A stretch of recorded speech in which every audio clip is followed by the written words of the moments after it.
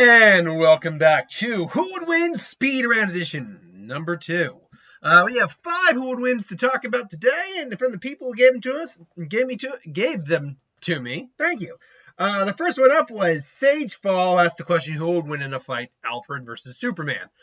I think this is kind of a no-brainer in 2 ways, because A, this might actually happened. In fact, it may have happened more than once, but it happened in the comics in the Injustice Gods Among Us storyline. And Alfred beat the shit out of the Superman, but there was a mitigating circumstances behind that.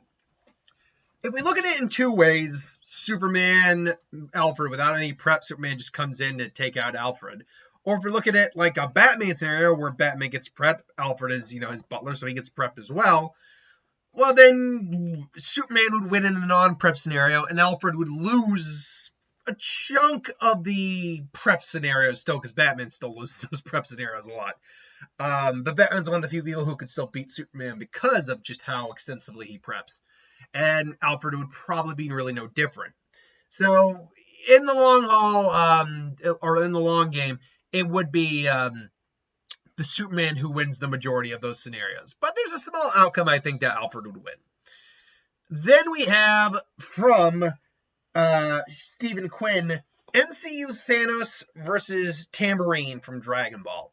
Tambourine was one of the children of King Piccolo. He's the one who actually killed Krillin in the Dragon Ball back in the day. In the Dragon Ball back in the day. So he's very powerful, but he didn't really get planetary level destroyers until the near tail end of Dragon Ball, and even that's, people kind of like, I had someone give me like it says, oh no, you need to have this minimum of power to destroy a planet. It's like, there's no evidence for that, except for the fact that we never see anyone above, or that power or above, destroy a planet. Hell, most of the only Dragon Ball character we ever saw within the Dragon Ball series do anything on a planetary level would be Roshi destroying the moon. That's not to say it may have been wasn't impossible, but I don't see Tambourine as a planetary level threat. Whereas Thanos kind of is, but doesn't necessarily have the power himself to destroy a planet, at least in the MCU. In the MCU, he's just a genius, hulking brute of muscle and power, skilled fighter, warrior, wielding a very powerful blade, durable armor, enough to take hits from Thor's Mjolnir, as well as lightning from Thor's Mjolnir. And for a while, he's even surviving Scarlet Witch crushing him. I would say this, that I think Tambourine could definitely he's probably faster than Thanos overall, but most of his hits probably wouldn't do much. Like physical hits, the only thing he really has is actual energy blast, and even that would be minimal at best. So I think after a while, Thanos would just get bored and then eventually just catch him with his sword, cutting him in half and ending him. So I would go MCU Thanos in that fight. Then, coming from the What If life, we have the Power Rangers versus Goku. Now, the Power Rangers are a lot more powerful than I think a lot of us give them credit for in the Versus community. They're all skilled martial artists in their own right, skilled fighters. They have access to their Zords, which, allow them to help fight, giant monsters. They can't escalate a scenario, however. That's why you don't use Zords right from the get-go. And they have access to, their powers come from what's known as the Morphing Grid, which is like a universal conduit of energy that gives them their powers. But the Morphing Grid can be overwhelmed, and it has been overwhelmed, and has reverted them back into their normal attire before. The problem here is you're going up against Goku, who is at bare minimum a high universal level powerhouse.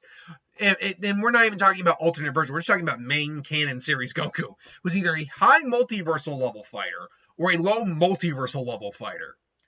If you're going to try to, who can literally move well beyond the speed of light, can literally threaten to shatter universes just by throwing punches with an individual, has enough energy to at least keep up with someone who is shattering reality. He wasn't stronger than Broly, to be sure, but he definitely could keep up with Broly for a time. Nothing that the Power Rangers actually dish out in any continuity, from what I can remember, is anything above maybe planetary. While the Morphing Grid is a universal conduit of energy, it's not like they have a universal level of power. They can't affect it very fast. To be fair, I only have the Mighty Morphin Power Rangers up here. I'm kind of using them as a template. all the Power Rangers are slightly different from one another. However, uh, look, maybe if you have anything to say about like later versions, let me know. But I don't believe any version of the Power Rangers, no matter how far we've gone into, our solar system busters, let alone, and not most Power Rangers aren't even, not even most, no single Ranger is a planet buster on their own. Even their Zords really aren't planet busters. The Megazord, normally speaking, and depending on the version, isn't really is not really a planet busting weapon. Voltron, on the other hand, kind of was, to some degree. Whereas Goku could literally, in base form, not only blow up a planet, he could blow up a star, the solar system, in base. So, yeah, this is... And he honestly just speed blitzed the Rangers before, and he's a superior martial artist, just faster generally, and can take a lot more hits than these guys can. So, yeah, Goku wins that fight. Then we have the suggestion from Comic Book Media Fan who asked the question, who win a fight, Thor or Homelander? Now, you did actually ask for two different ones, Thor versus Homelander and MCU Thor versus Homelander. And in both of those scenarios, I go for Thor. MCU Thor, Homelander definitely stands a better shot against because he's obviously the weaker version of comic Thor, because no character in the MCU is stronger than their actual canon counterpart, because comics get freaking ridiculous. So you're talking about Thor, who is fought on multiversal levels multiple times with multiple foes that could end worlds, end the universe, Ragnarok, all that stuff, against one of the weakest clones of Superman that exist in the media. Homelander is not like super weak. He is strong. Don't get me wrong. Like physically, he can like tear through buildings. He can fly at super speeds. He has this heat vision, all that. And no weapon on Earth allegedly was able to take him out. My guess is though they never actually legitimately nuked him because they kept a hydrogen bomb on standby just in case. And even then, they probably weren't sure about that. But even if that was the case, look, Thor's literally survived a star blasting him pretty much from near point blank range when he basically relit the forge to make Stormbreaker. Granted, he was near death at that point, but he still was able to take that star for a blast for God knows how long. There's no way Homelander could do that. At least not the Homelanders we've seen. And on the fact that Thor is literally 1,500 years old, has that many decades worth of experience, is strong enough to contend with the Hulk, which Homelander certainly does not match up with in terms of strength. Is able to summon lightning even without his hammer. And Mjolnir, literally, if you're not worthy, you can't pick it up. So if that thing hits Homelander, that's going to hurt. The only thing Homelander really has going for him is nothing. Like, he might, I say, be physically stronger than the MCU version of Thor, but even that's debatable. Or faster in terms of just straight flying speed, unless you're counting Thor with his hammer. In which case, then Thor using his hammer or Stormbreaker, that's going to be faster. Because Thor with Stormbreaker could open the Bifrost and then just kind of like teleport half this guy around the galaxy if you wanted to.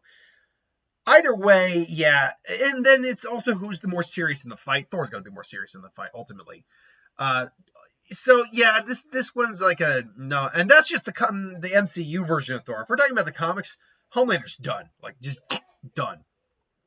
So, there's that one. Last but not least, we have from both Dylan H. and Kaizuto, the second Dragage. Okay. Michael Myers versus Chucky, another one of the horror killer ones. I remember doing Ghostface versus Chucky. That was pretty fun. But honestly, what does Chucky actually have that could do anything to Michael Myers? He's stealthy and quick on his feet, but so is Michael Myers. He's small, so he's a little harder to hit. Great. He's got a knife. Michael Myers has a knife. He's got hoodoo powers. Michael, depending on your continuity, has the Curse of Thorn, which could probably negate that. And even if he doesn't have the Curse of Thorn, how is Chucky honestly going to be able to just hoodoo Michael Myers? Just like, Michael Myers is like, Now, Michael admittedly might be a little taken back by this little walking killer doll. But ultimately, there's like, yeah, Chucky could stab Michael, but Michael has survived God knows how much. in his day. I mean, let's just break it down real quick. He's in the original movie. He survived a wire hanger to the eye. He survived multiple gunshot wounds, falling from a building. He survived being set on fire, having his eyes blown out. I believe he had a syringe put in his eye too. He survived being impaled multiple times. He had survived multiple gunshots. He survived being near an explosion when the well blew up. You know he actually wasn't caught in the explosion because his clothes were not on fire or anything like that. He didn't have any real shrapnel wounds. And we know he can be pierced. He has survived being pierced, by the way, stabbed. He has survived. He survived having a chainsaw, but that was someone who wasn't really good at using a chainsaw. He survived being burned multiple times. Survived explosions in the comics. In his old man days, in the most recent series, he was able to have his hand blown off, been shot multiple times, been stabbed multiple times. Stabbed, then shot, and then just got the F back up. And then in his old sickly state, in his final fight, he got his hand split down the middle, because don't grab with it, got crushed with a fridge, stabbed in the chest, and they only eventually killed him by slitting his throat. And then for good measure, they put him in a salt grinder.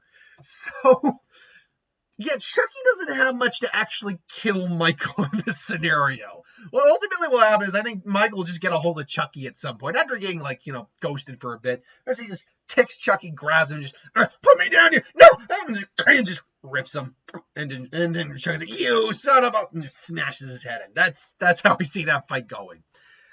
But anyway, this was just a speed round. Like always, I enjoy doing the speed rounds. It helps you get through a lot more requests a lot quicker. It helps get through the list. And it's just kind of fun to give my quick thoughts on something as opposed to trying to go more in depth. So let me know what you thought. Thanks for watching. Hope you enjoyed. Like, comment, share, subscribe. And I'll see you folks for the next one. Have a good one, folks.